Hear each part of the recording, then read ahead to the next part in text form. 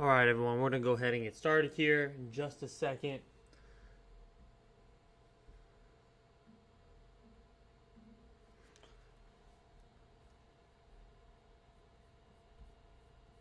Okay, so welcome. This is going to be the final day. We're going to do a CRAM session. So I'm pretty much going to try to go through every single exam objective as quickly as possible and put up some key notes for everybody up on the whiteboard here. Hopefully we'll see if we can get all the way through to like automation. I'm going to take like maybe a 15 to 20 minute lunch, and then we're just going to power through all this. So let's just go ahead and get started. So we're going to start here at layer 1. We're going to start going through the OSI model. So layer 1, we have copper and fiber modes of transmission. So with copper, we have unshielded twisted pair and shielded twisted pair. That's going to be our copper pins that typically we refer to as Cat5, but it's actually just copper, unshielded and shielded, with shielded having that shielding to protect that cabling from stuff like EMI. RJ45 is going to be the connector we use for our Ethernet standards. We have a chart over here. We can zoom in if we'd like on this chart. And you can see the different standards for the categories. So Cat5e, Cat6, Cat6 alpha, and Cat8, and the different speeds that they have. Now, we're talking gigabits per second. That's going to be gigabit Ethernet. Fast Ethernet is going to be 100 megabits per second. And then Ethernet is just going to be 10 megabits per second. Let's zoom out a little bit here. The next layer 1 transmission medium we're going to talk about is fiber. So with fiber, we have two modes. We have single mode and multi-mode. With single mode, we have a single glass core that's going to be pretty much a small glass core that a single beam of light is shooting through. That glass core is going to be 9 microns. That's going to be the diameter, the width of that glass core. And single mode can go up to 70 kilometers. Now, fiber is going to have all different types of connectors. Unlike copper, where RJ45 is like the standard for like our enterprise networking. With fiber, we have like SC, ST connectors, LC connectors, a bunch of different types that, we could see in our enterprise. And then we have multi-mode fiber. So multi-mode fiber is going to be up to 550 meters, and that's going to be 50 or 62.5 microns is the diameter of that glass core, and it's going to be for, data center builds for our campus network. One second, guys.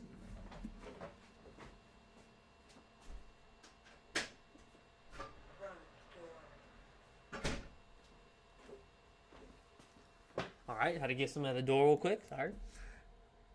Okay, and that's going to be it for as far as fiber goes. We're not going to go over the different cabling standards because I don't believe that'll be on the exam.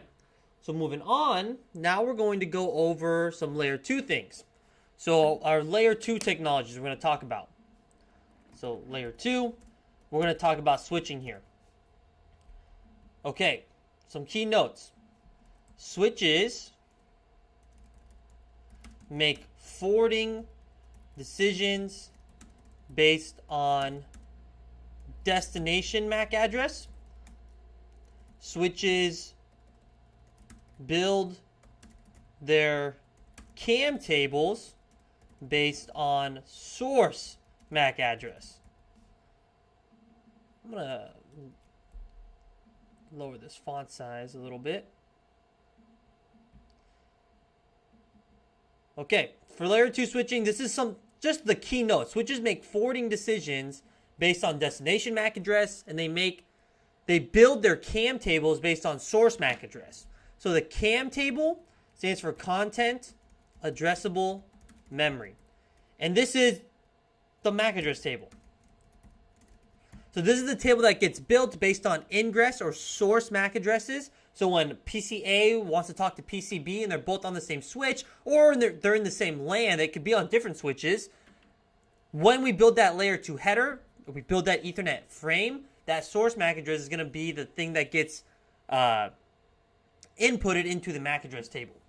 Another key thing about the MAC address table is it has 300 seconds of lifetime. And what we mean by that is a MAC address will only be stored in the MAC address table for 300 seconds. If there's no communication from that source MAC address or that port, it'll be flushed out of the MAC address table. Now, let's talk about unknown destination MAC address forwarding. So what does a switch do when it's an unknown destination MAC address? So let's draw this out a little bit. So let's say we have a switch here.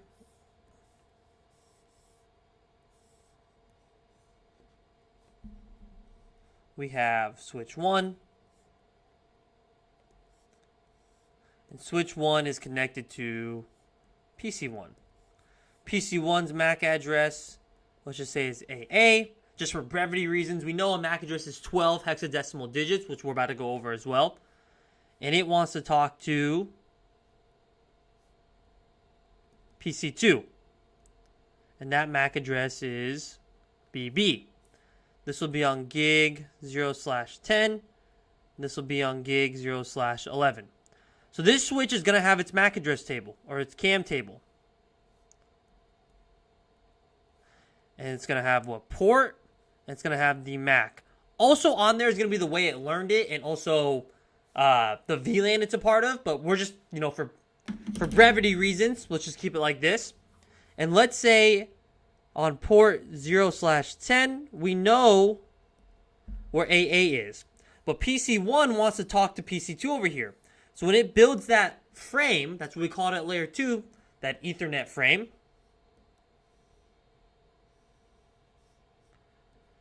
We're going to have that source MAC, the destination MAC.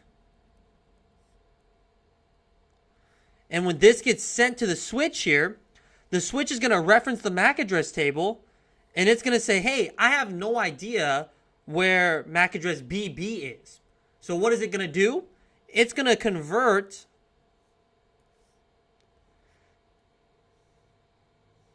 this layer 2 header, that frame, into a broadcast frame.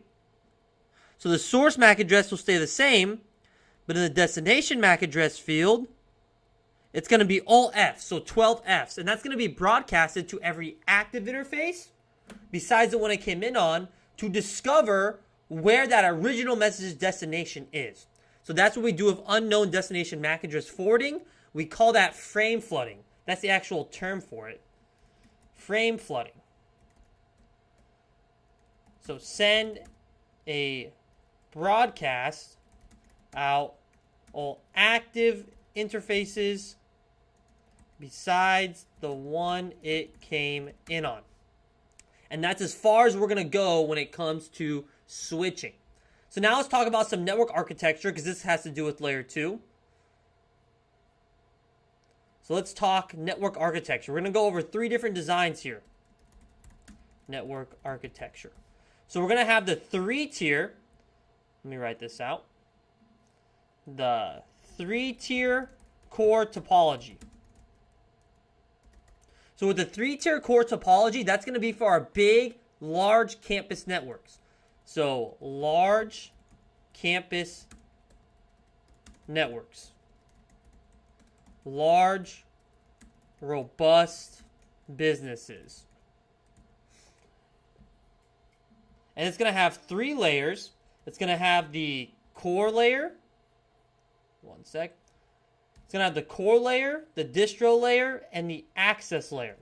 Let me draw that up here. Let me actually bring in an image here.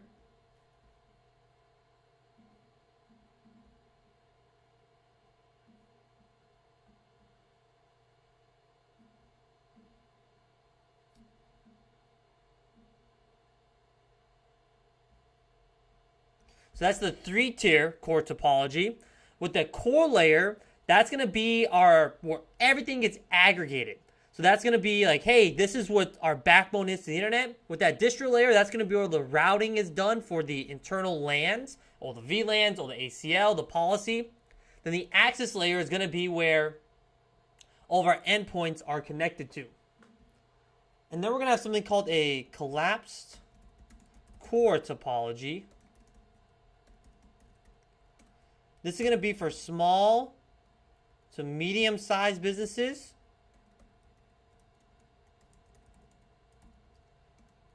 It's going to be for minimal growth, okay? minimal growth. And that's going to be just what you see there at the 3-tier core topology, except the core and distro layers are going to be combined. So let me bring a photo of that in here.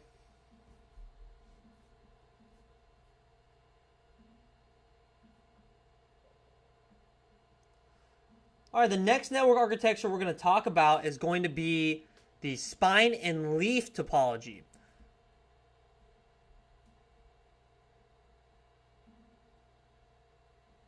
So spine and leaf.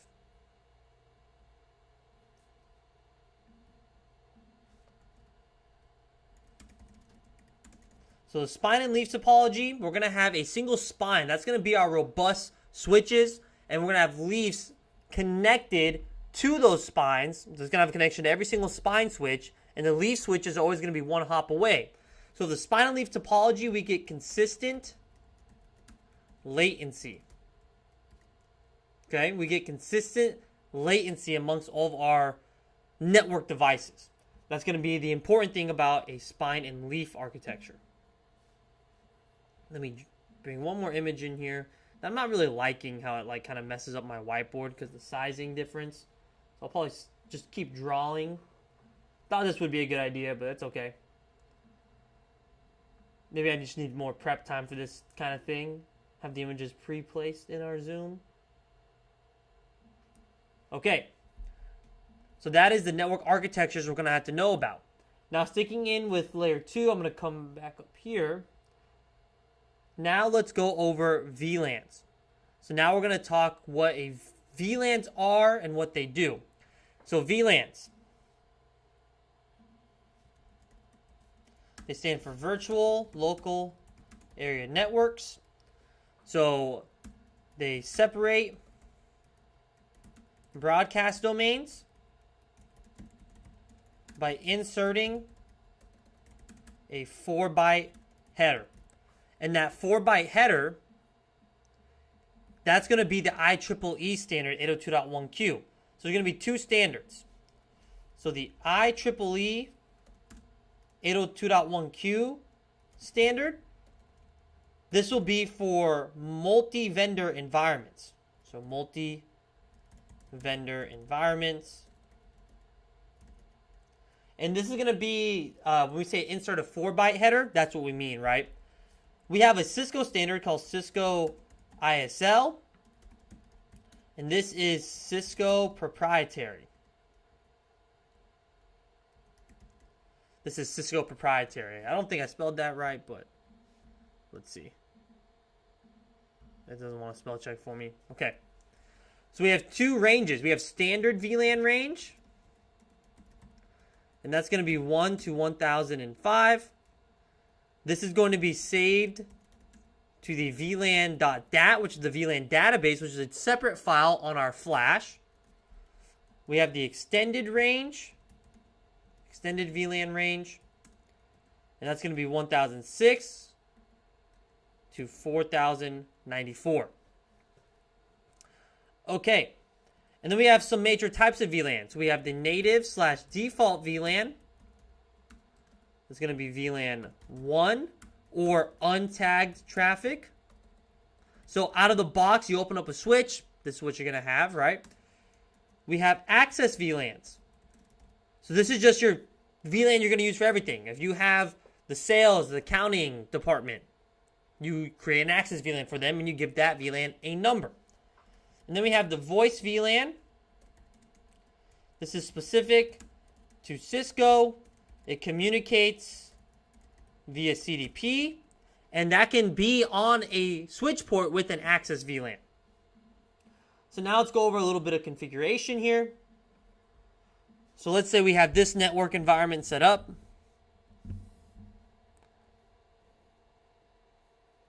We have our distro switch 1, connected to our access switches. And we have two VLANs. So we have VLAN 20 with this subnet 10.0.2.0/24. And then we have this setup. VLAN 30, 10.0.3.0/24. And then we're going to have a voice VLAN. So this is going to be the voice VLAN 40. It's going to be 10.0.4. That's a 4.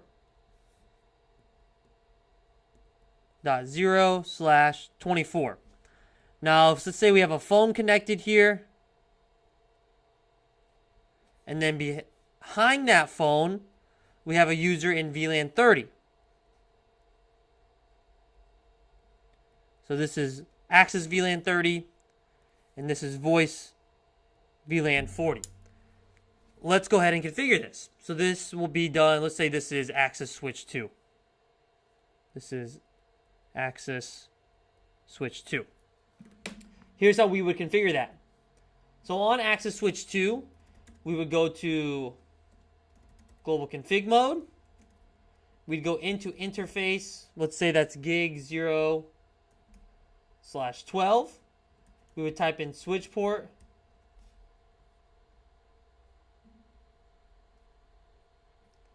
We type in switch port mode access, saying, hey, that switch port is going to be an access mode. It's not going to be trunking or doing anything else.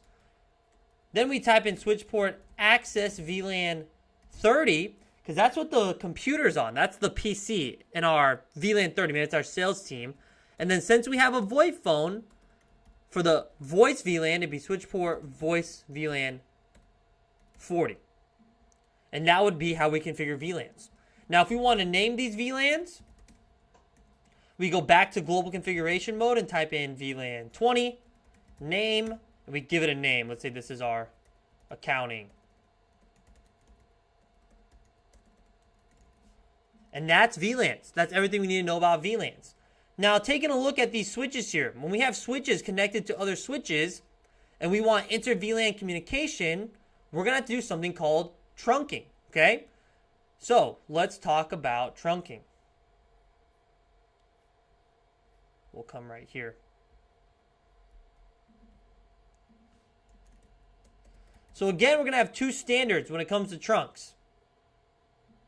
So the Cisco ISL standard is going to be a Cisco proprietary, but then we have the 802.1q standard. So when we set up a trunk port between switches, or switch to router, or switch to a routing device like a multi-layer switch that's doing our routing for us, we have to set switch port trunk encapsulation.1q. Okay, so with trunking, we have two modes to configure. Let's type it down here. So we can configure a static trunk, or we can configure the dynamic trunking protocol. So with the dynamic trunking protocol, that allows switch ports to actively send DTP negotiation messages to actively form a trunk. So let's draw out our switches here, and we'll go over how to configure this. We'll also go over something called trunk pruning. So let's say we have switch 1 here connected to switch 2. We have gig 00 here. That's a gig port. So switch 1 is connected to switch 2, and that's gig 00. If we want to configure this via DTP at switch 1, if we want to do this to DTP, there's going to be two modes. We're going to have desirable mode. We're going to have auto mode. With desirable mode, that's going to be actively sending the negotiations. So this will be actively sending negotiations. With auto mode, it's going to be just waiting. So if both sides were auto, this wouldn't come up. So if we configured switch 1 as desirable, switch 2 as desirable, we would form a trunk. If this was desirable and this was auto, we would form a trunk. But if both sides were auto, a trunk is not going to form. A trunk port will not form there. So, if you get a question that says, hey, one side's auto, how do I form a trunk? How do I configure the other side? It's with desirable mode. That's when we're doing DTP. Now, if we're just configuring a trunk, the command is just switch port mode trunk. And we'll go over that. So, configuration for this. So, if I'm at switch 1, I go into global config mode. Let's actually font here. I go into global config mode. Okay, it doesn't want to change to 10. This whole thing's going to change to 10, okay? There we go. And then we're going to go into the interface. We want to make a trunk port. And then we have to do this command. So remember, doing labs like on even G, when you have like a viral or IOL switch, you have to choose which encapsulation you're going to use. Now, on some iOSs, it's not the case. So if I bring up, I have a local switch here. I'm going to bring it up real quick.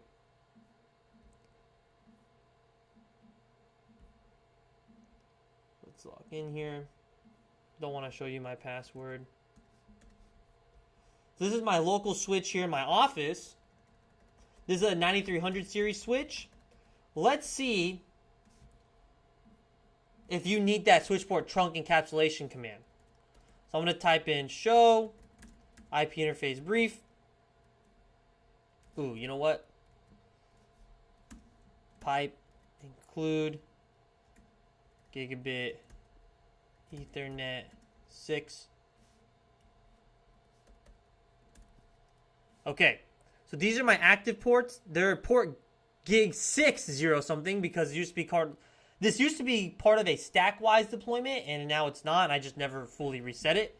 So we'll go into global config mode interface gig 60/22 switch port mode trunk.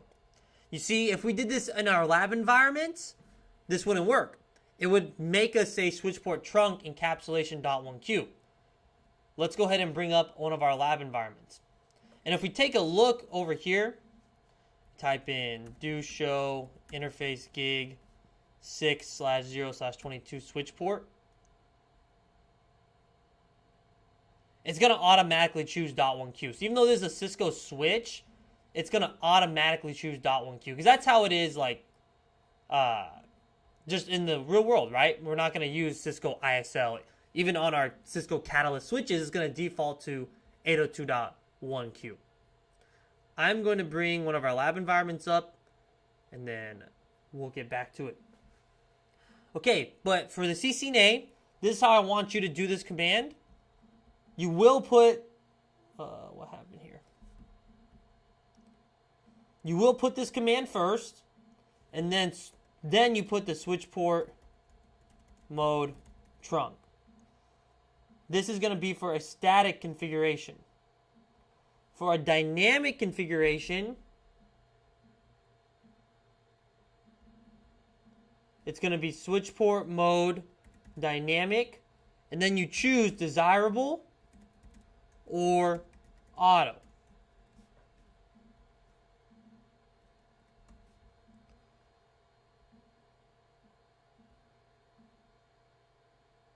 Oh, just leave that there. Okay, so that's how we form trunks. Now we're going to talk about something called trunk pruning or VLAN pruning, where we can decide which VLANs will come across this link. So the command for that, for trunk pruning, you would go into your interface, whatever your trunk is. You'd say switch port trunk allowed VLAN, and then you'd set your list. If you wanted to add VLANs to that list, it'd be a switch port trunk allowed VLAN add. Then you have to add. You have to do the add command or redo the entire list when you're adding more VLANs to be pruned or to not be pruned. If you want to change the native VLAN, so the native VLAN is VLAN 1.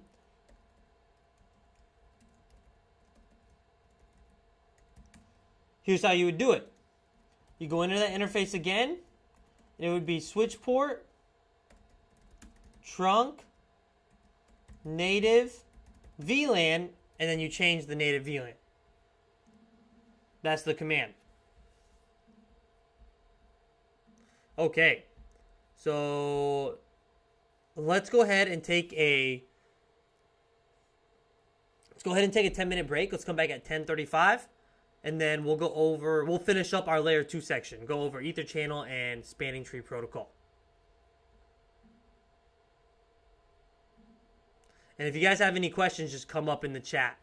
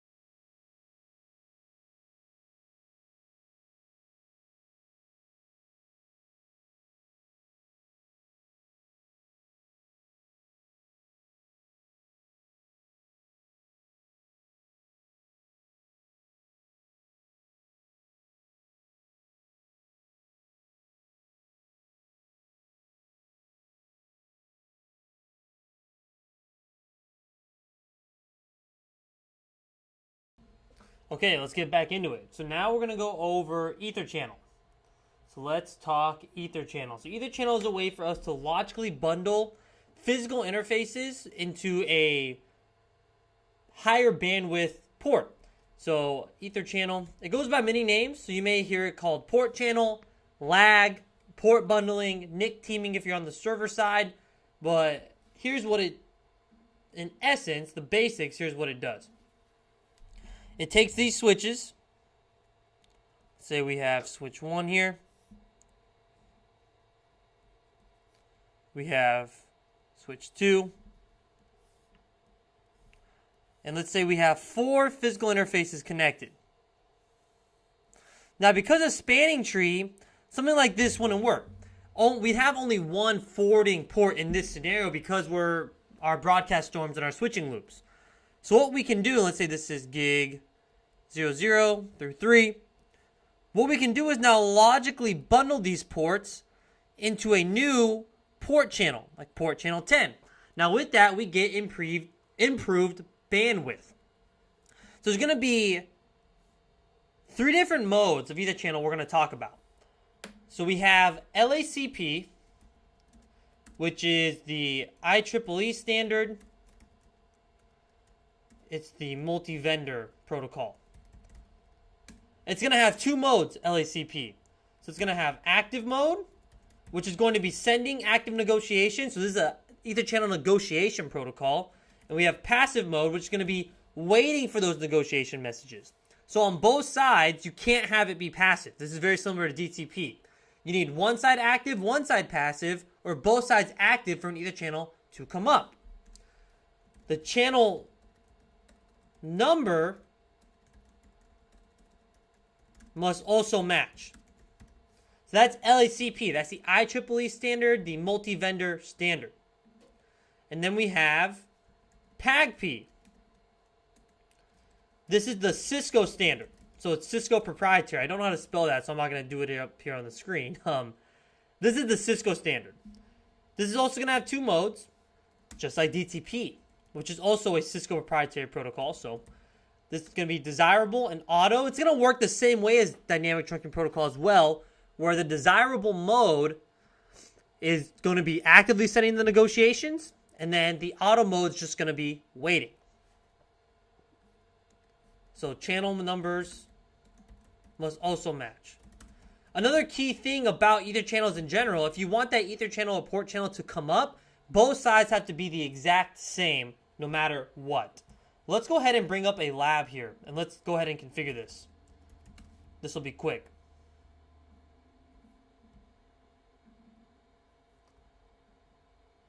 Let's close out of this lab. Let's go to our section 3 labs, and we'll configure Etherchannel.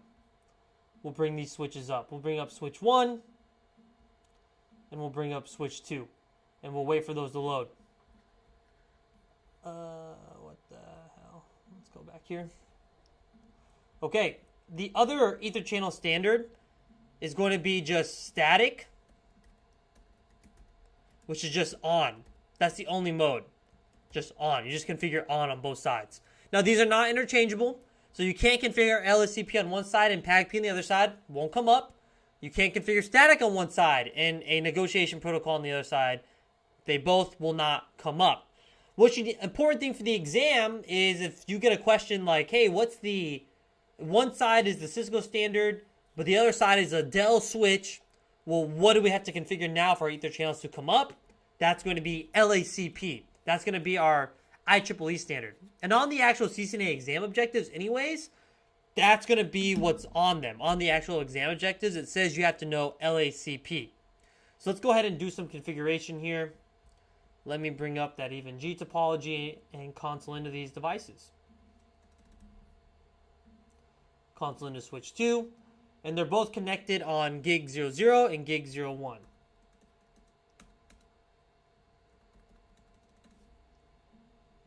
See here. Okay, how's that look on the screen? That's good.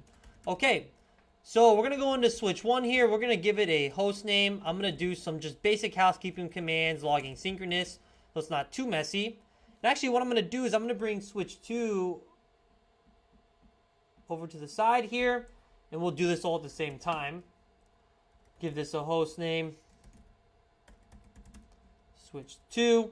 Do some basic housekeeping commands, line con 0, logging synchronous, so our syslog messages don't pop up on us. It'll be super annoying. Okay.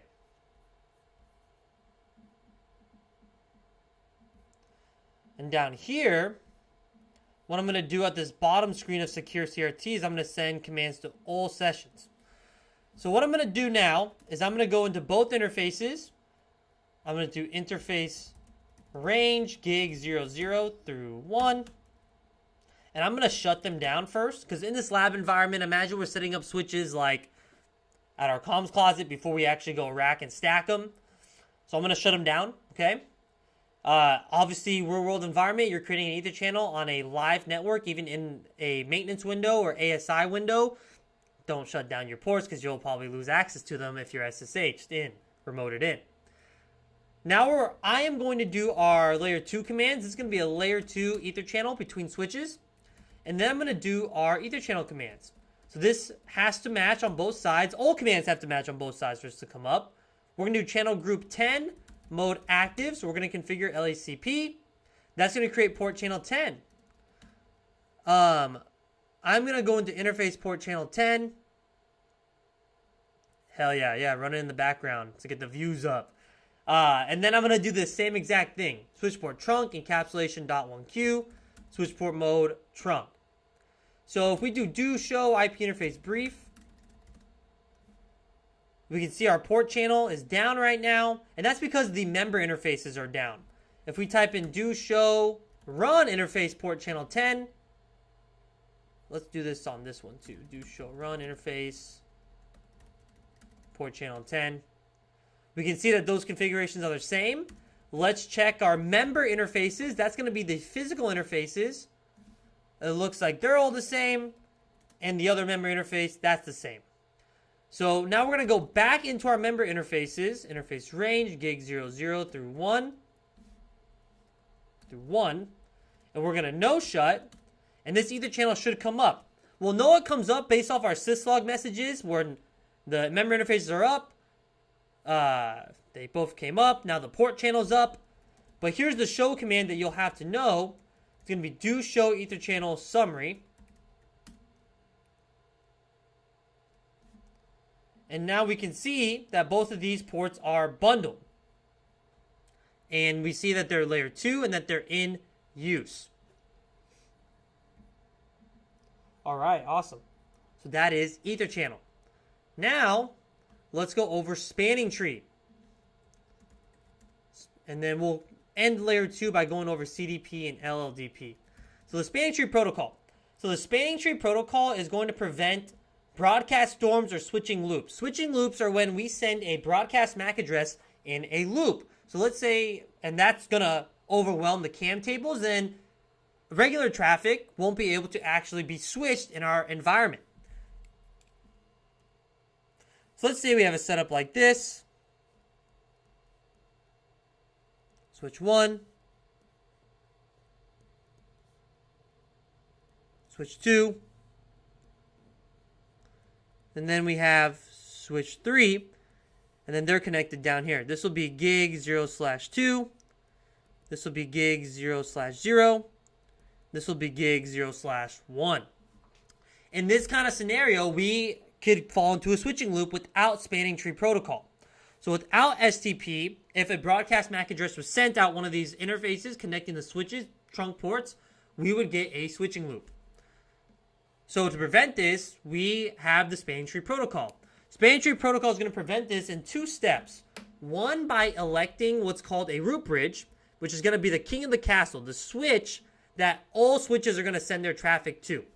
And then 2, the non-root switches are going to elect their root ports, the ports facing the root switch, and then they're going to be fully converged when they select at least one port to be discarding, preventing our loops. So in here, here's our 2 steps.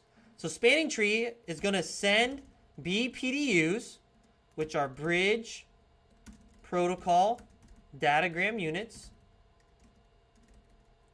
And in those BPDUs, we're going to have a bridge priority number.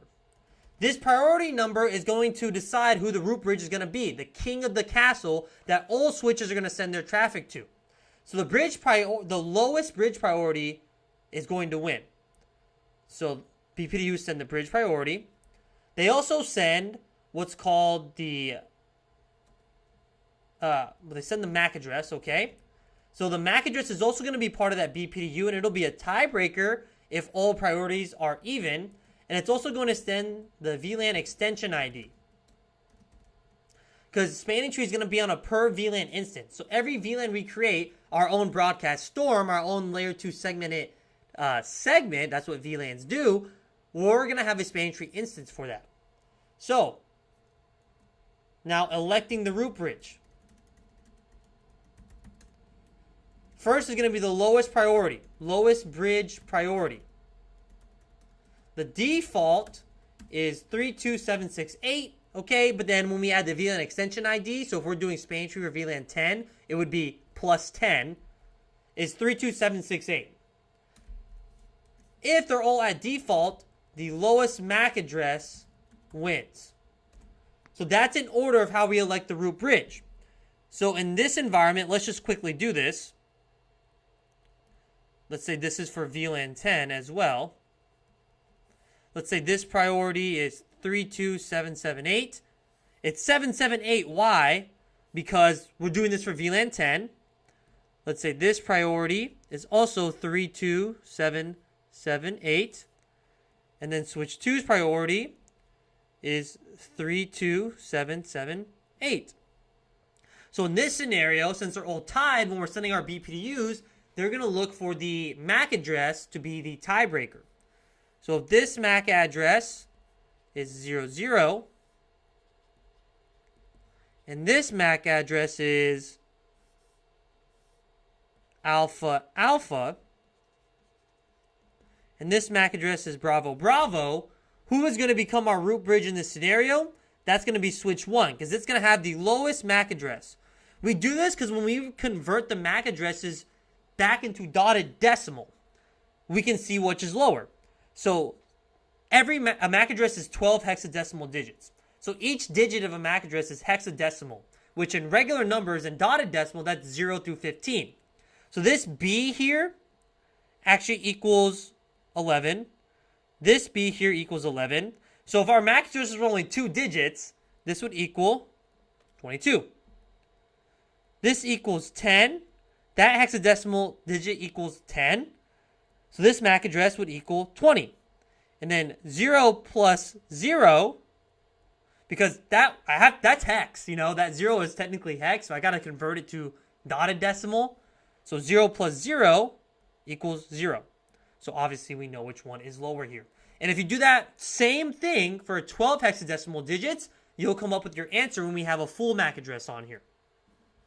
Okay, so that was part 1. I'm going to write that up here. Part 1 of spanning tree. I'm trying to go a little bit quicker.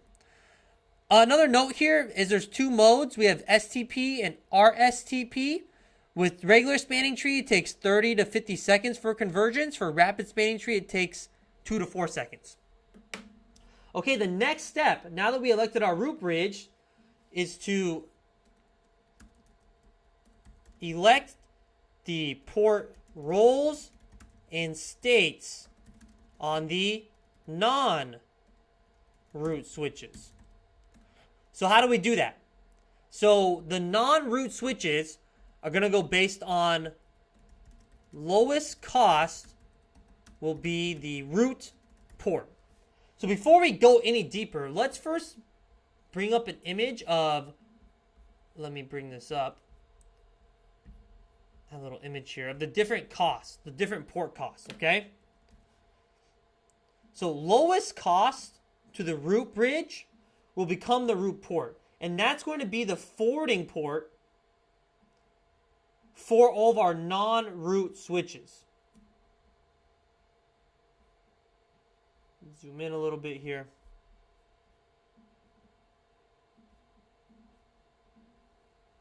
Okay, just make sure this looks good. Okay. Expand it just a little bit. So here's the cost. So the lowest cost of the root bridge will become our root port. And when we do that, we send that port into a forwarding state, okay? So we have our port roles and our port states, which I'll also bring an image up over here.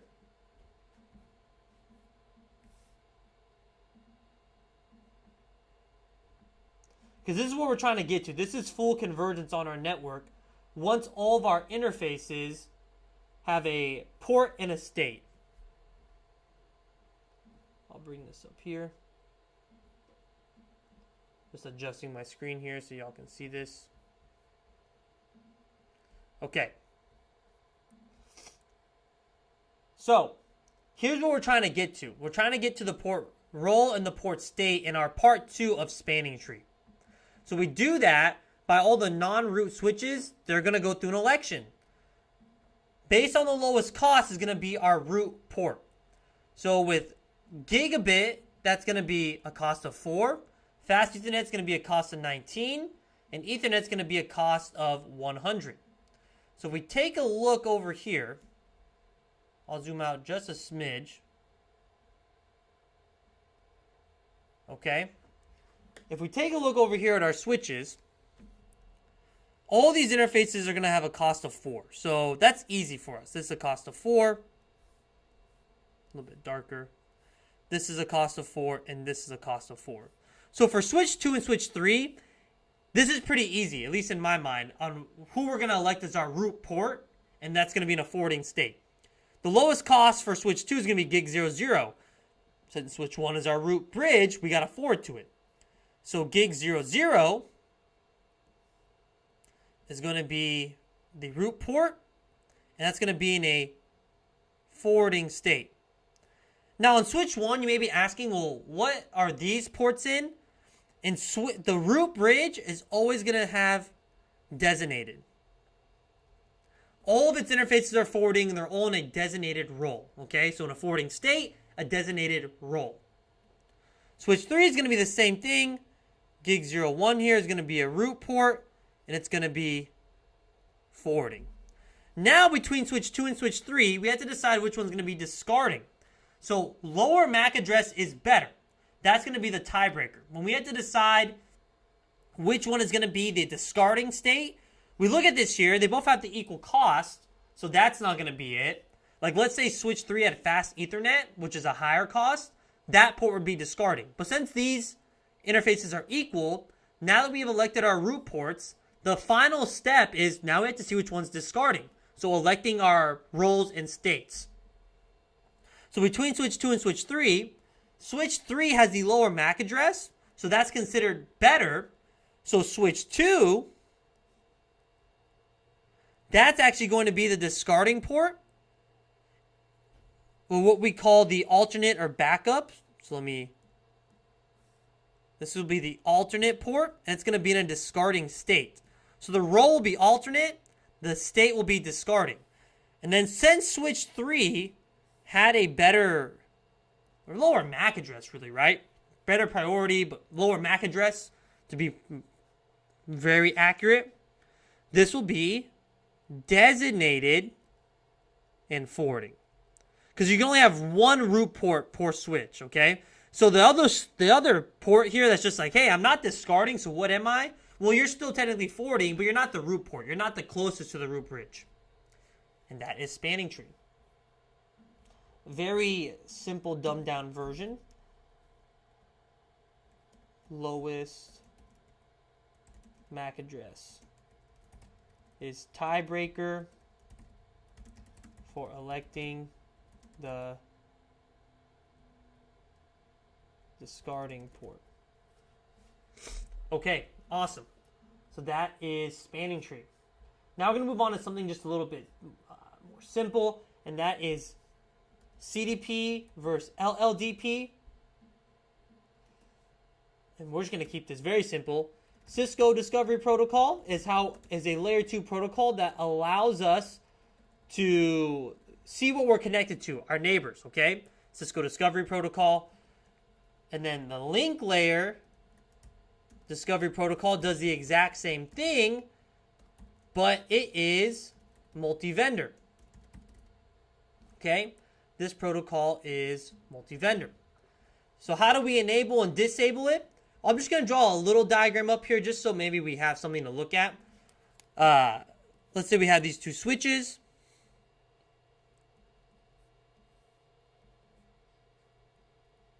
We're going to go over two different ways here.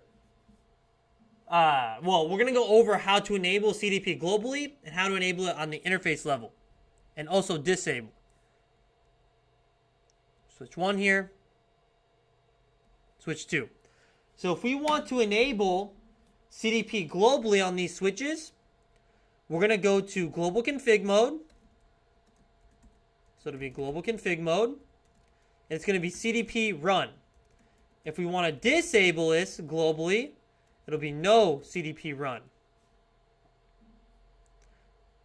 That's how we do it globally.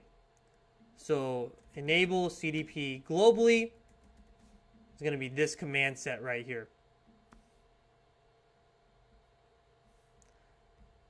Now, if we want to enable CDP per interface, here's how we do it. We're going to get into the interface. So we'll go interface gig 00. Now we're going to be in our sub interface configuration mode. And it's going to be CDP enable. That's how we can enable it on the interface level. Now, if we want to disable it, obviously, here's how we do it. No CDP enable. That's like everything in Cisco, right? Just the no command. Okay. Now, if we want to enable LLDP globally, guess what it's going to be?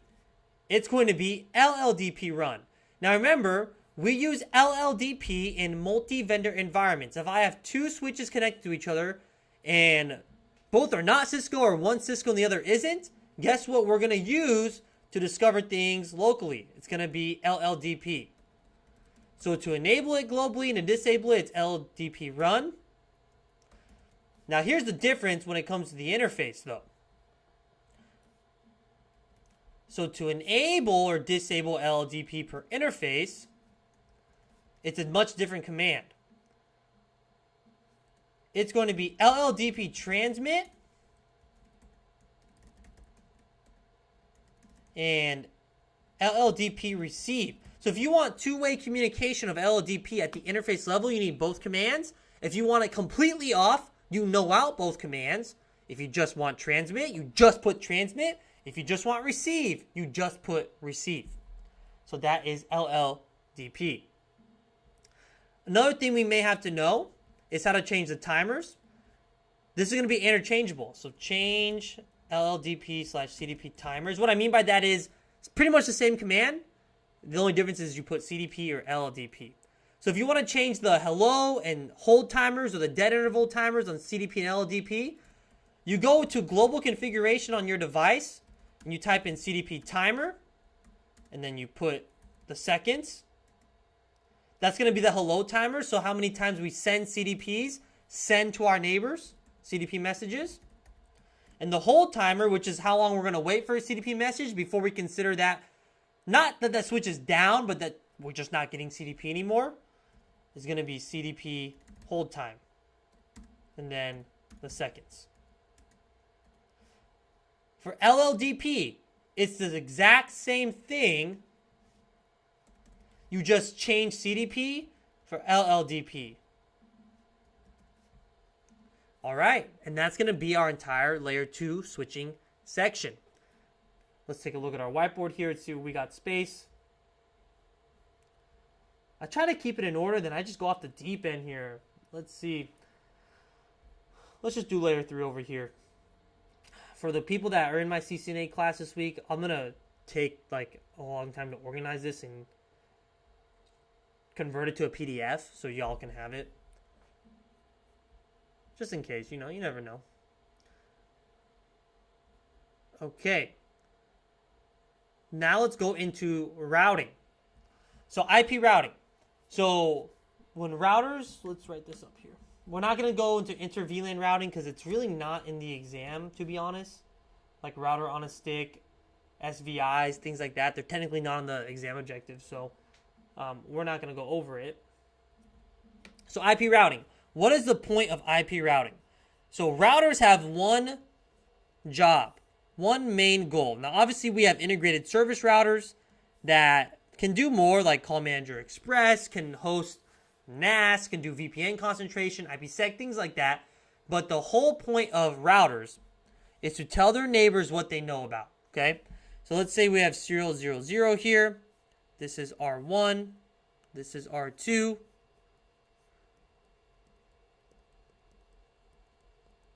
So R1 has this LAN connected to it, 10.0.0.0/24.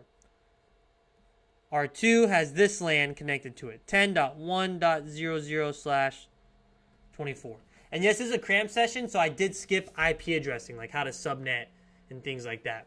That's probably the one thing I'm missing on my smart book. I kind of thought about it earlier. I'm like, I have nothing about subnetting, because it's just so. I just know subnetting now. I never think to use a cheat sheet or a book for it. Then we have this right here, this point to point. So the whole point of IP-based routing or routers is to tell its neighbors what they know about. So we do that with a routing protocol. So R1 and R2, if we enable OSPF, a routing protocol on there, they'll share with their neighbors what LANs they know about or what LANs they have. So we would share with R2 our 10 network, and R2 would share with us their 10 network. We would take that information and we would start building what's called a global routing table. I'm going to call it a RIB because it also stands for routing information base. This is our global routing table. So remember, we did this via OSPF. So in that global routing table, we're going to have all of our local and connected routes. So we're going to say, hey, we know about our own networks here. The 10 network. That's hanging off gig 00. And we know about the 7.5 network.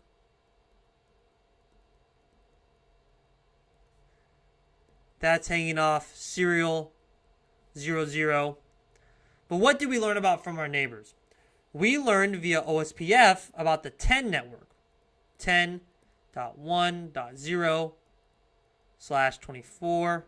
We learned about that from our serial interface. So when we have a PC here, say PC1, on our LAN, and it builds a layer 3 packet, so that packet is going to have a layer 2 header there, with the source MAC, the destination MAC, source MAC being itself, destination MAC being the default gateway, so that'll be gig 00's MAC address. We use ARP to get that. Let's just say it's BB. I'm just making things up. But let's say that it builds this packet, this layer 3 header, and it wants to talk to PC2 over here at the IP address of 10.1.0.50. So in that layer 3 header, we're going to have a source IP and a destination IP. Source IP being ourselves. And let's say we are 10.0.0.20. So 10.0.0.20. And our destination is 10.1.0.50. When we send this layer 3 packet, so let's go this way with it.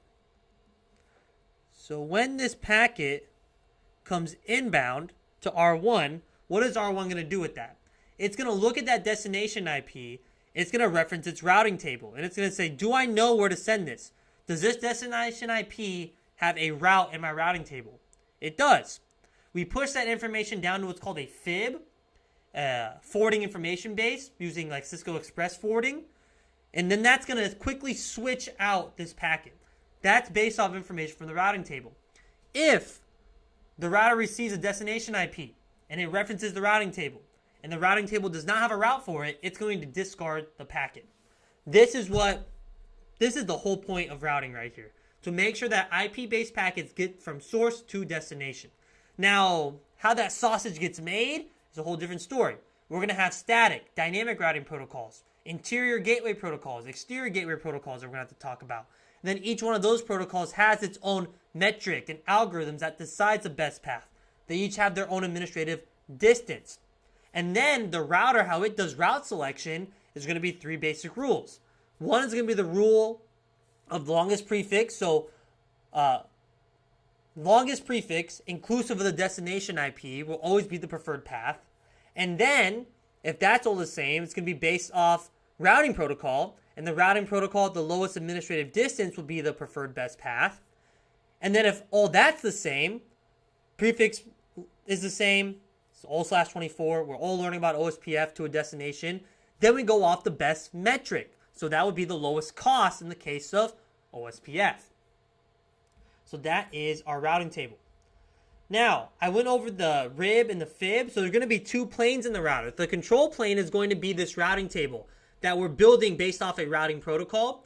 And then we're going to have our data plane table, which is our forwarding information base, which will quickly get ingress traffic and egress it out. But that forwarding information base is built from the routing table. Now let's go over different routing protocols. So we're going to have 2 major types of routing protocols. 2 major categories, I guess, would be a better way. So let's go over our routing protocols.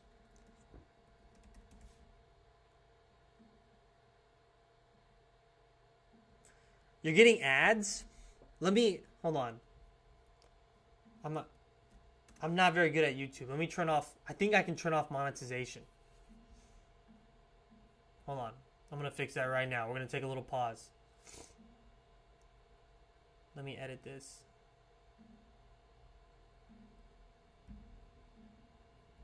There should be no more ads. I'll monetize this after the fact. I don't know why we're live streaming. Yeah, it's just default. Sorry about that. Pretty sure you can. Oh, I don't know if that still works. My buddy has a Chrome plugin that can block ads, though. I don't know if it still works. Anyways, or you can set up a Raspberry Pi with Pi-hole, and you can block ads that way for your entire local area network in your house. Maybe I'll do a series of that on the channel one day. Okay, so we have 2 major routing protocols. We have IGPs, which stand for Interior Gateway Protocols. So Interior Gateway Protocols, there shouldn't be... I had to check that. There shouldn't be mid-roll ads anyways, even if I'm monetizing on a live stream. Fuck it, whatever. Okay. Interior gateway protocols. So that's going to be for within an autonomous system, okay? IGPs, interior gateway protocols, are for within our own domain. So think of that like your local enterprise, so wherever you work. So if you work military, .mil, 82nd.mil, that's your own little interior gateway protocol, or your own little domain. So when you're sharing routes in your own domain from all your different sites that are geographically dispersed, have their own ISP and transport connections, you will be using an IGP. Now, IGPs have 2 other major categories. I'm going to use the pen for this one. You have link state,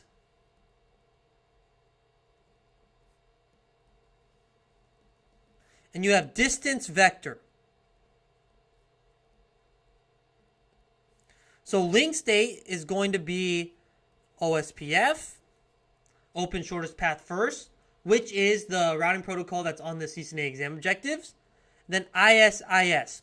So link state routing protocols take a full map of the topology and create a link state database that is shared within an entire routing area and is fully converged and synchronized. And this is all based off, you guessed it, the different states of that link. So in a link state routing protocol, you have different network types like broadcast, non-broadcast, and the goal is pretty much full convergence, and that is every single device in there has the same topology map, which equals, in that kind of link state vernacular, a link state database. So OSPF and ISIS do the same thing and work very similarly. Then we have distance vector. The only pure distance vector routing protocol we have is RIP, which goes based off hop count. With link state, the cost is, like, the metric is based off bandwidth, so best bandwidth is supposed to be the best path. Or with distance vector and RIP, lowest hop count is the best. which we know doesn't really work out. Because if we have a network like this, so this is R1, R2, R3, R5, and let's say this is all gig ports. So that's all 1,000 megabits per second. And then we have a T1 link over here to R4.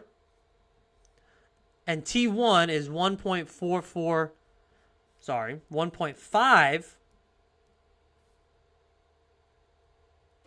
I'm going to get a bunch of comments from people saying my handwriting sucks after this video, so I'm trying to make it okay. Had a guy comment on a video today and then told me Professor Messer is better than me too. It's kind of funny. Just out of the blue. He said, "Good day, sir. To be honest, Professor Messer is better than you." I said, "Thank you." On my Net Plus video. It's kind of crazy. Okay. These T1 speeds. If we're doing RIP here, it's going to prefer this path. If we're trying to reach from R1's perspective in its routing table, we're trying to reach 10.0.0.0/24. It's going to, so we have RIP and OSPF enabled, whatever. We have RIP enabled in here, a routing protocol. And R5 is sending out advertisements via RIP. R1's learning about this network from both paths. Guess what? It's choosing that one with the lower bandwidth. So that's distance vector. And obviously you can see here why that doesn't work in today's modern enterprises. Back then when RIP was, I think like the 80s, we can go back and look at the requests for comments, the white paper on it. But back then, there was just the speed. We just had Ethernet speeds or just internet speeds. And there wasn't all these different, ISPs and whatever the case may be, right? So RIP worked back then. The other interior gateway protocol that's not on the exam is not distance vector. It's not link state. Some people call it a hybrid distance vector, an advanced distance vector. I don't even try to categorize it because it doesn't work like both of these. It's ERGRP. It has its own algorithm called dual. Its metric is based off bandwidth and delay, but that's also an interior gateway protocol. Now, we're going to move on here soon and go over how we do route selection in a routing table. But the only EGP in existence today, which stands for exterior gateway protocol, is BGP. That's it. So border gateway protocol is the only EGP that's used today, and that's the internet routing protocol. That's what we call it. So BGP, the border gateway protocol.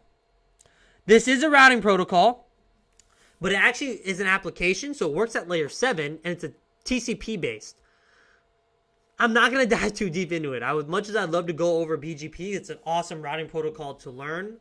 It's just not on the exam. But this routes between autonomous systems. So if Spectrum has to tell Verizon about a route, it's using BGP to talk between that ISP and another ISP autonomous system. Yeah, I'm going to move on because we could dive deep into that. Now, this is going to be the most important part of our routing section is route selection, okay? Route selection.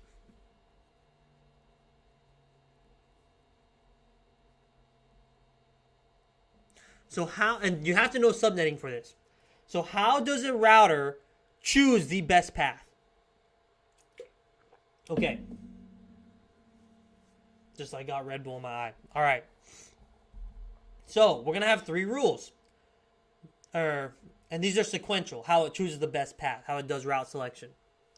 So we're going to have the rule of specificity, which means the longest prefix inclusive of the destination IP, the lowest administrative distance, and the lowest metric. Before we get started, I'm going to bring up just a table up here. I'm going to paste of like administrative distances.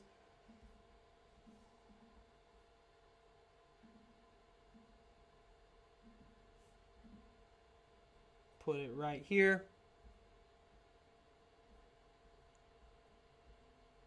Okay. I might close the chat for this so we have a little bit more room. Okay. So route selection. Let's do it. So every single routing protocol, there's static routes too that I didn't talk about that technically would be like an IGP. They're just not dynamic routing protocols. But that's where we administratively set how we reach the next hop or how we reach networks. We're about to like configure it in a second once we get through this. So every single routing protocol is going to have an administrative distance. The administrative distance represents the trustworthiness of that routing protocol. In short terms, it means I think this protocol is better than the other one, so I'll prefer it. Each routing protocol has its own metric that it uses to decide what the best path is. So if we're learning about 3 different paths to a destination via OSPF, we're going to go based off the lowest cost. Cost is what we called OSPF's metric, and that cost is based off bandwidth, okay? I'm just going over OSPF because that's what you'll hear on the exam. There'll be some tricky questions that's like, what is OSPF's metric? And you're going to be like, it's bandwidth. Well, the metric is cost, but that cost is determined based off bandwidth. Kind of like, that's the hierarchical nature of it. Okay. So, let's draw some things up here. So we got R1 here. I'll make that a little longer. Hold on. We got R1 connected to R2.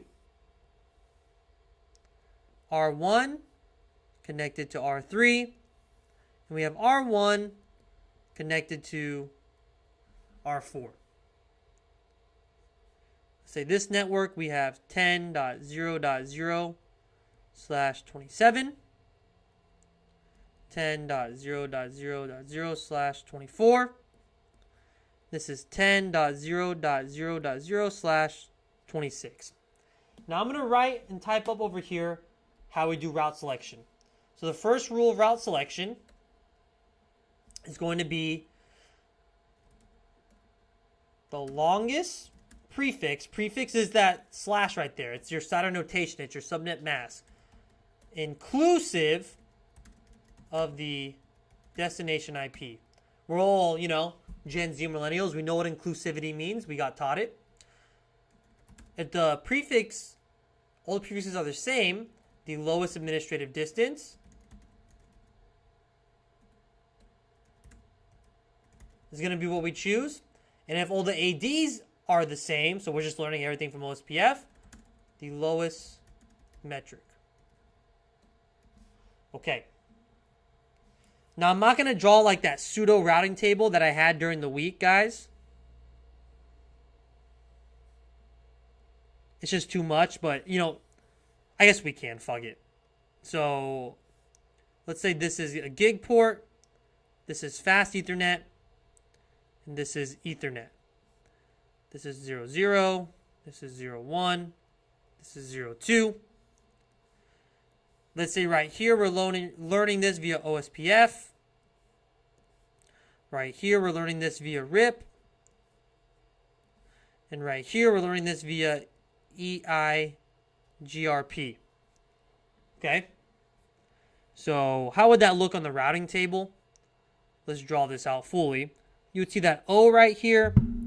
And you would see 10.0.0.0/24 via gig 0/2, and then you would see the administrative distance and the metric behind that. I'll write it down here. So OSPF is 110, and then for the RIP route and our routing table, here's how it would look. You would see that R, you would see 10.0.0.0/27 via fast Ethernet 0/1. You would see 120, metric of 1. And then finally, we'd have ERGRP here, which is represented in a D. I know it's a little weird, but it's represented in a D. 10.0.0.0/26 via Ethernet 0. Just put 0 there. And then we'd see our administrative distance is 90. And our metric would be something crazy because it's Ethernet, really slow. Okay. Now R1, let's say we have a user here. PC1. And here's its IP address. Here's its layer 3 header. For the destination IP. And this is the routing table. Let's just take it for what it is, okay? This is everything R1 knows about.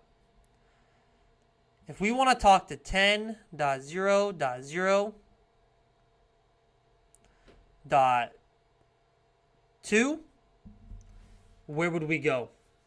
We would, you know what I would want to do here? I don't know how to do it. Maybe next time I do this, like I would like to do a poll right now. See what you guys, see if you're paying attention or not. But anyways, this would head out this rip route, okay? It would go out this rip route because it has the longest prefix. So 10.0.0.2, it falls underneath all these networks right here, okay? It falls within all these networks. But R3 is telling us about the longest prefix inclusive of that destination IP. Because yes, the /27 is longer than a /26. It's longer than a /24 as well. If we were to write out these network ranges, R2 would be .0 to .255. This would be .0 to .31. This would be .0 to .63. Now that I wrote those out, let's take another look at this. What if this wanted to talk to .40? Well, if we want to talk to .40, now R3's path is out of the question because it's a 0 too. Need to write better. That's out of the question because that doesn't fall within here. Doesn't fall within that range. So R3 doesn't know what to do with that IP address .40. We can't send it there. But now it's between R2 and R4. We're going to choose R4 because that's the longest prefix inclusive of the destination IP. A /26 is a bigger number than a /24. When we look at 26 to 24, 24 is greater, right? It's a longer prefix.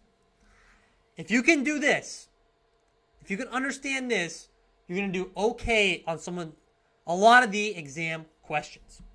That is route selection. I'm going to take another 10-minute break. We'll come back at 11:35. We're going to quickly go over static routing and OSPF. And then we'll probably take a 30-minute lunch break and then try to get through section, pretty much the rest of the exam objectives. But once we get static routing and OSPF done, that's like 50% of the exam. So let's come back at 11:35.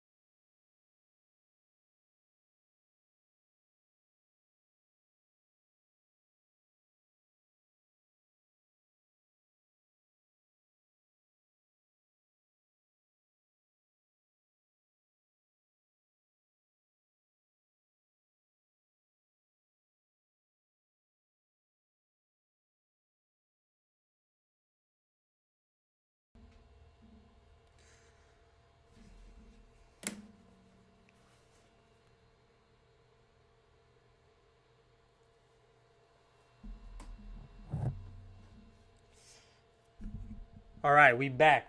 So let's go over some static routing. So now moving on, let's go over some actual configuration. So static routing is going to be when we administratively tell a router how to reach a destination. Let's quickly draw up a network up here. We're going to go over 4 different types of static routes. So let's say we have R1. I don't like the way I drew R2. And we have R2.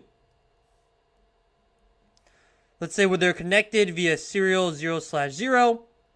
The network between them is 1.1.1.0/31, a point-to-point, .0.1.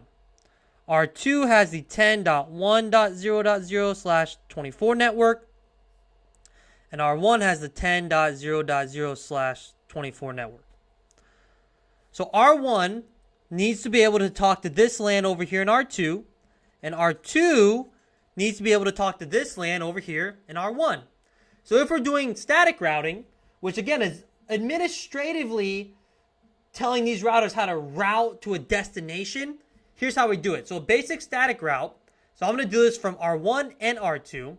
If I'm R1 and I want to be able to reach the 10.1.0.0 network, so I put a static route in my routing table, I'm going to go into global config mode, and I'm going to type in IP route 10.1.0.0, the subnet mask,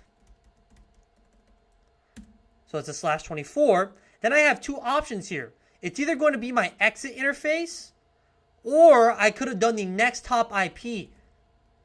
I'm just going to stick with the exit interface here. That'll work for us. That is a basic static route right here, guys. One sec. What I'm going to do real quick for us, I'm going to get this going. Let me stop this, close this lab. I'm going to open up our OSPF lab because do our advanced one here. Let me start this real quick while in the background.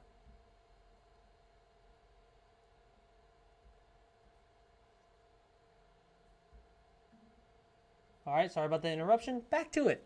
Okay, so this is a basic static route. Now this will tell R1 how to reach R2's LAN, but now we got to do the same thing in R2. So we're going to copy, paste, and in R2 we do the exact same thing. We just different network. Now from R2's perspective, we need to get to R1's LAN. This is a basic static route. And remember, we can also choose the next hop IP. We have other types of static routes. We also have something called a default route. A default static route. This is also sometimes called a gateway of last resort,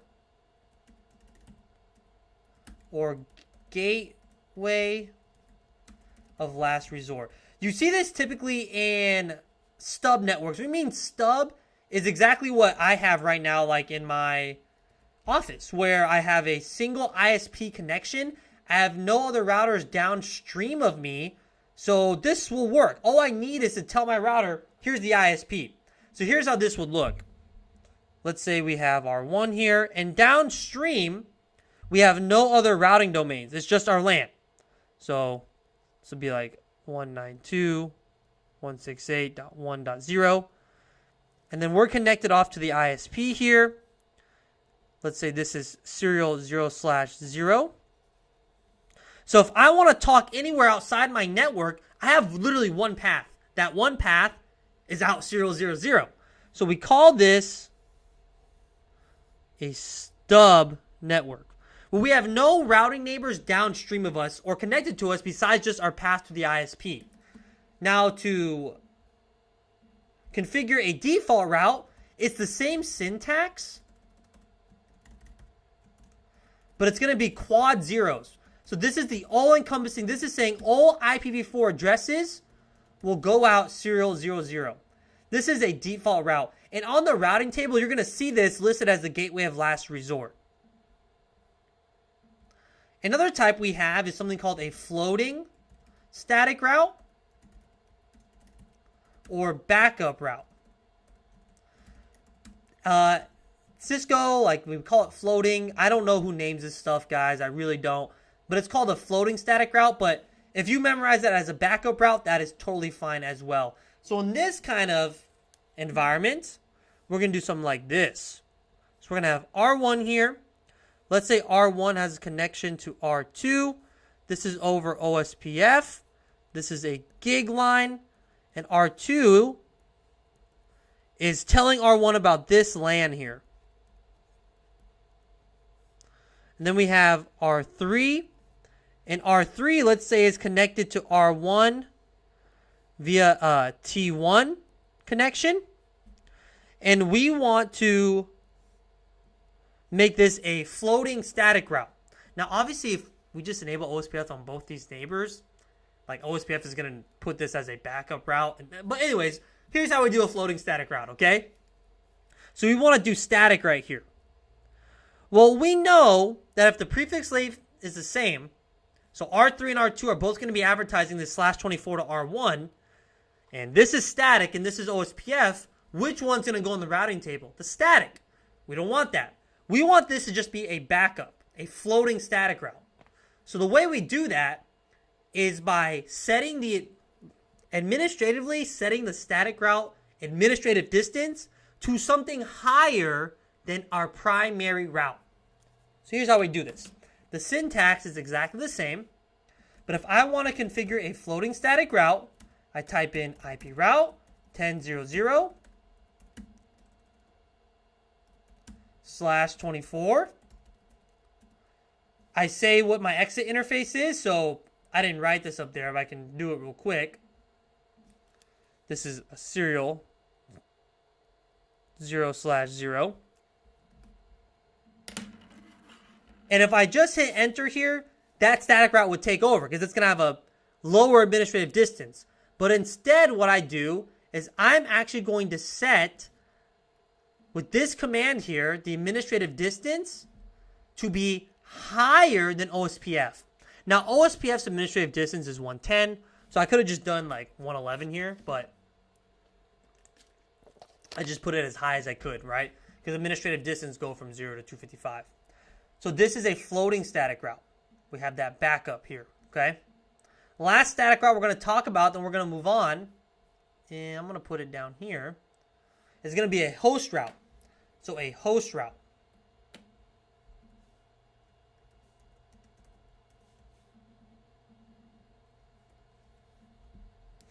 So let's say we got something like this.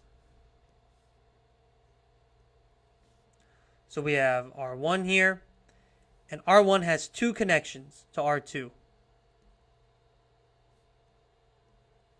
So this will be gig 00,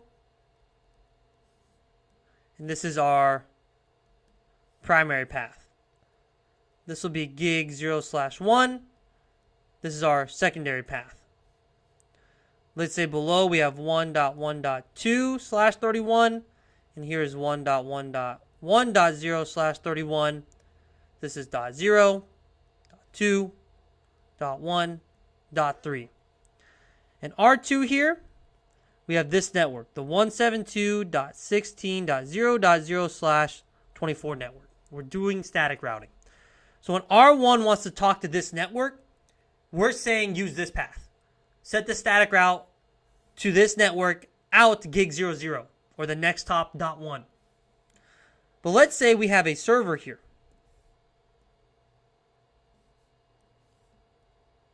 And for whatever reason, we want this web server to have a dedicated path to it. Meaning that anytime we talk to the web server, we want to use the secondary path. So let's say this IP is .50. So we can do that by setting a host route. So what we do here is we set a regular static route to this network. It's going to be our regular static route.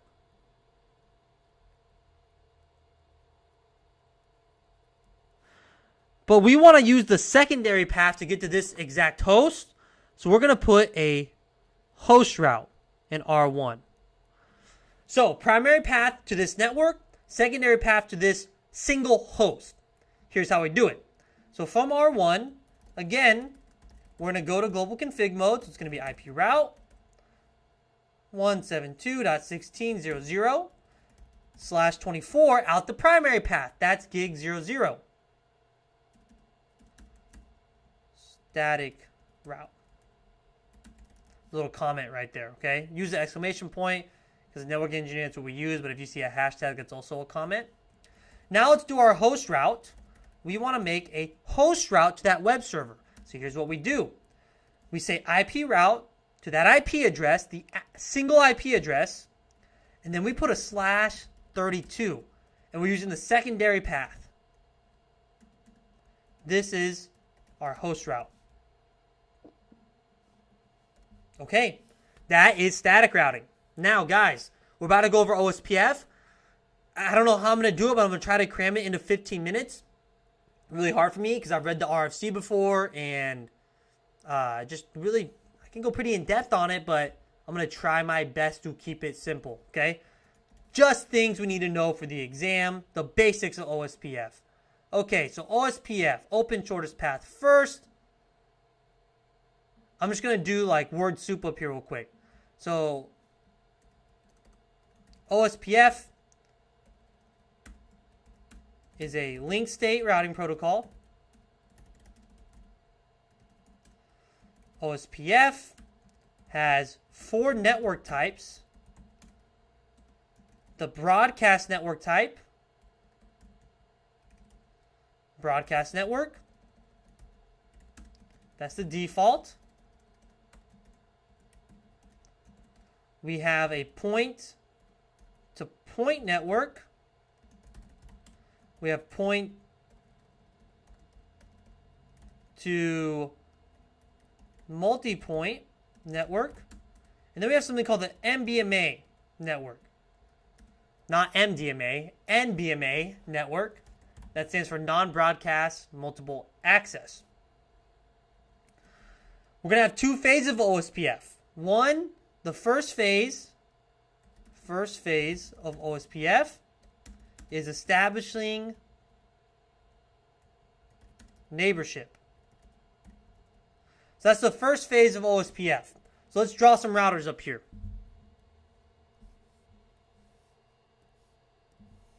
So OSPF is a dynamic routing protocol, a link state routing protocol for interior gateways, so within an autonomous system, to share with its neighbors routes, okay? So the first phase, when we enable OSPF on a router, and really what we mean, since this is a link state routing protocol, is that we enable this link between these routers to start sharing OSPF, to start talking OSPF to each other. First phase, to establish neighborship.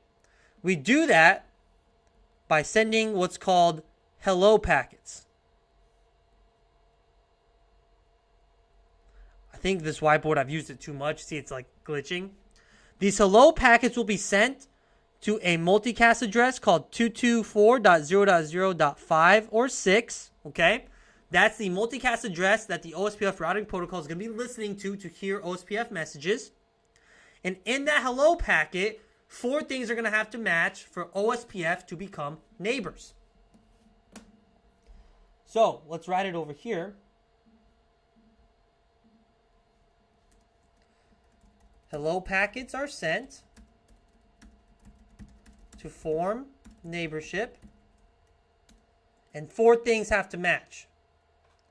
1, the hello/hold timers have to match.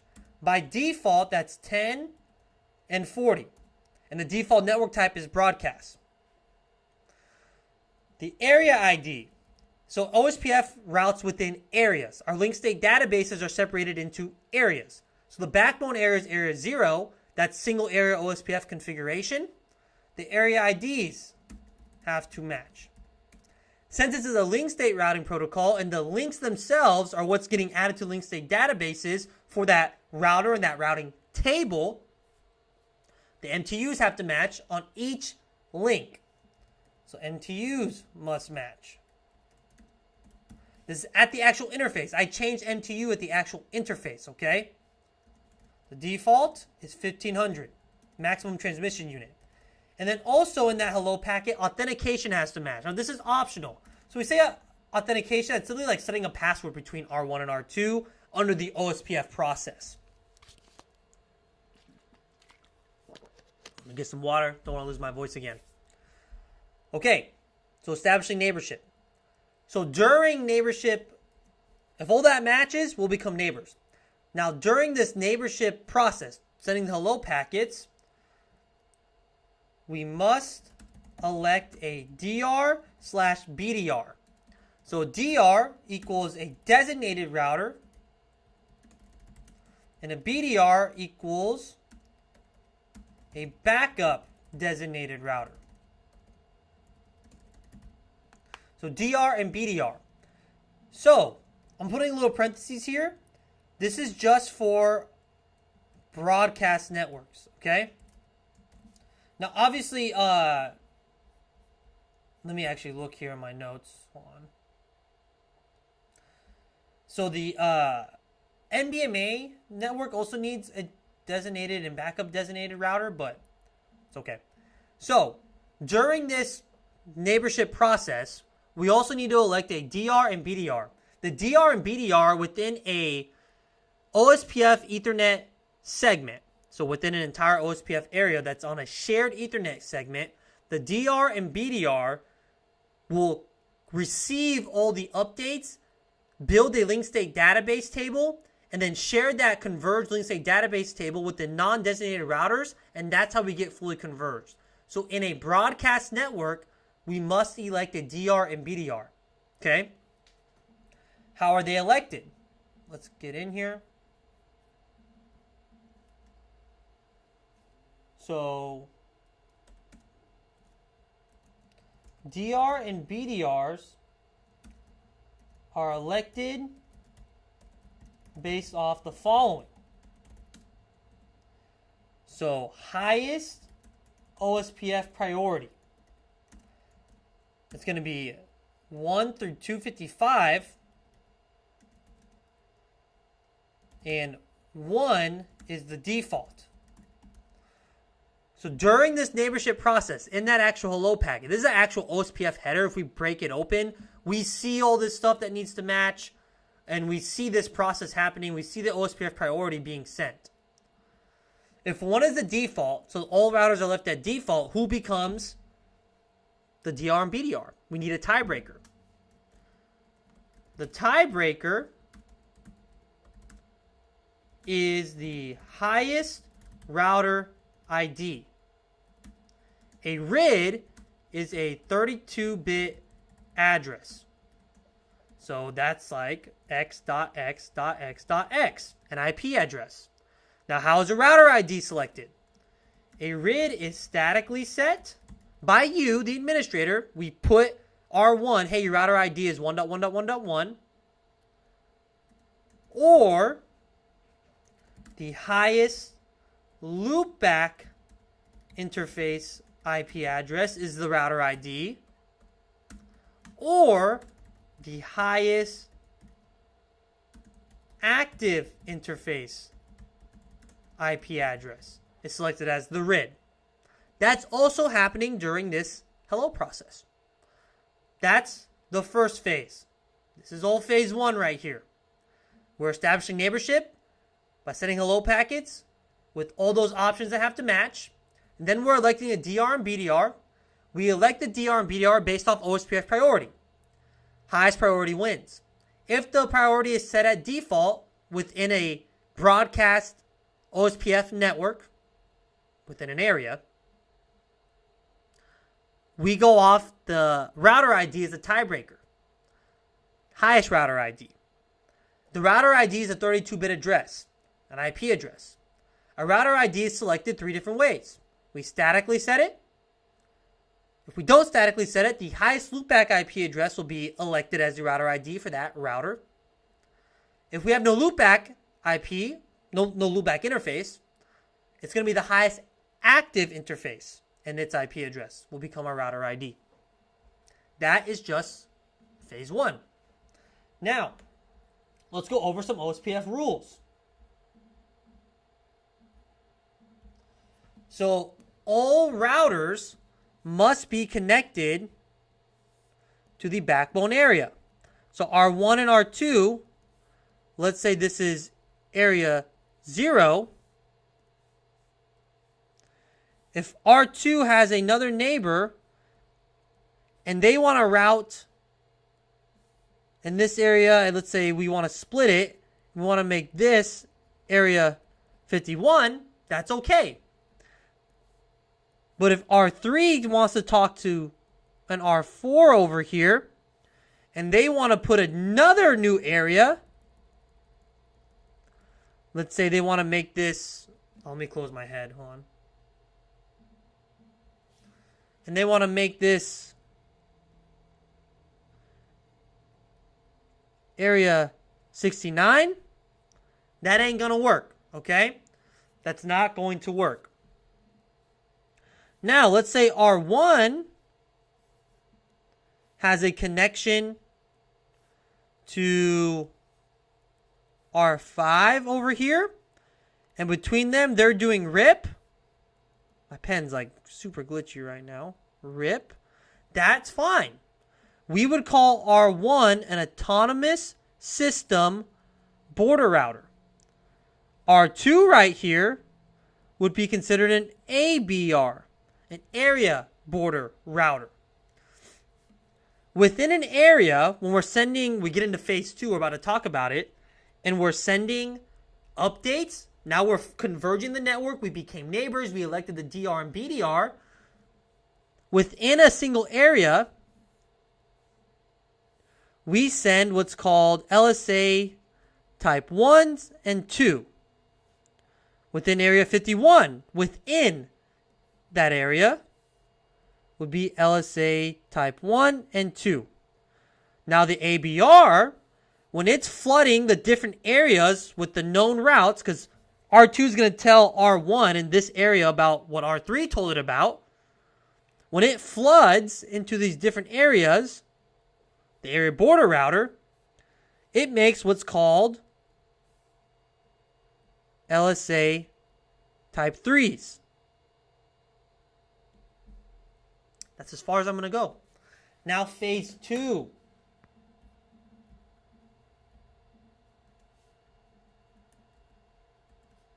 Second phase of OSPF is convergence. Otherwise known as establishing our topology table.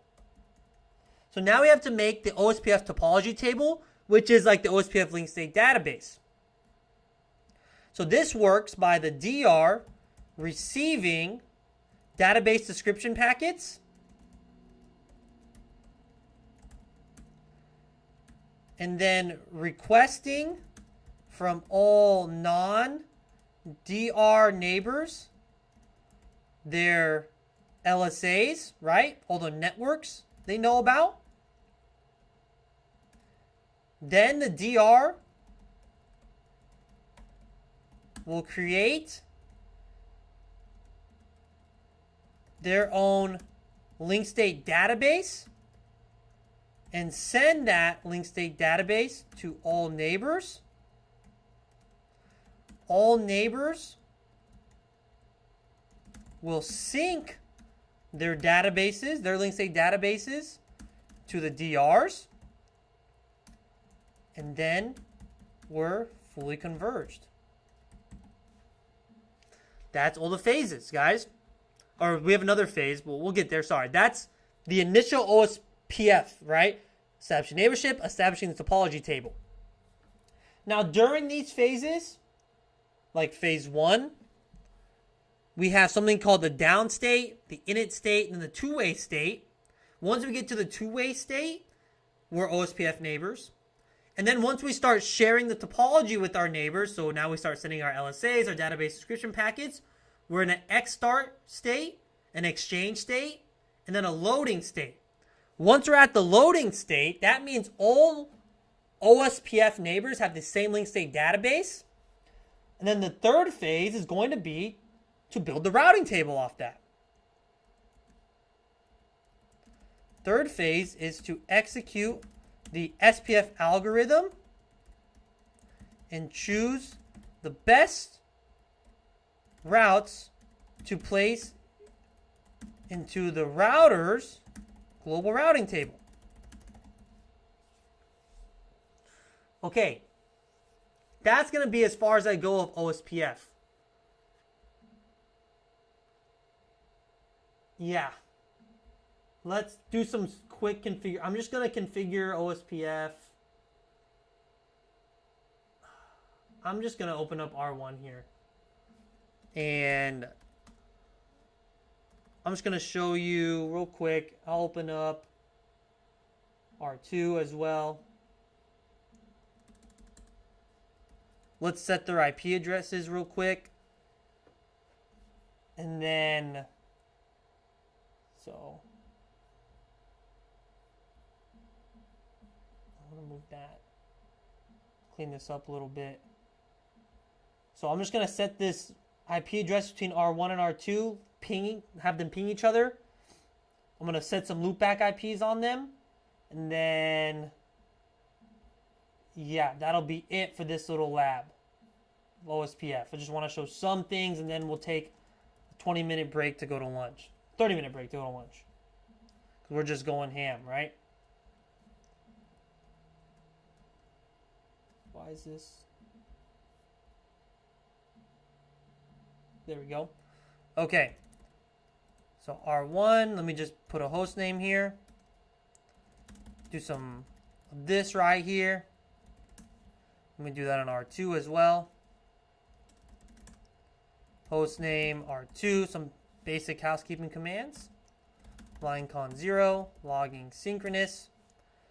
Now let's get into their interfaces. Interface gig 00, IP address 10.10.10.1. It was a /27, no shut. Interface gig 0/1, IP address 10.10.10.2.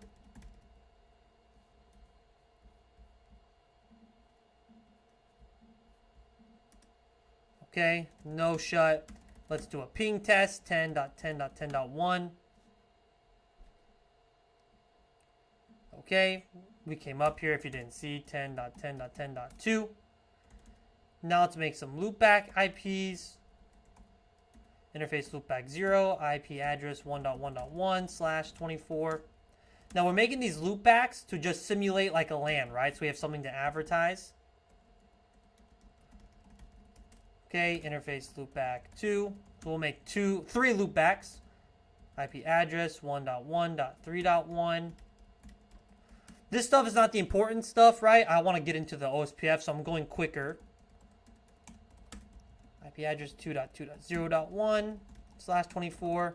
And again, we're just making these loopback interfaces in this lab environment to simulate some LANs connected to us. We have something to advertise our neighbor, because we need to talk to our one here via OSPF. Okay.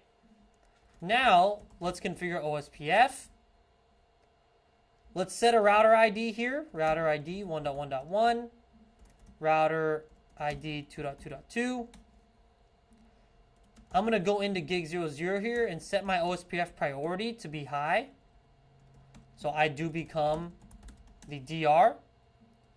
And let's send this network command. It's going to be a catch-all on area 0. And let's see if these bad boys come up.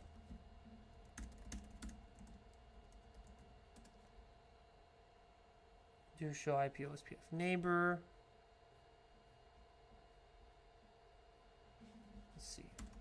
Do ping 10.10.10.2.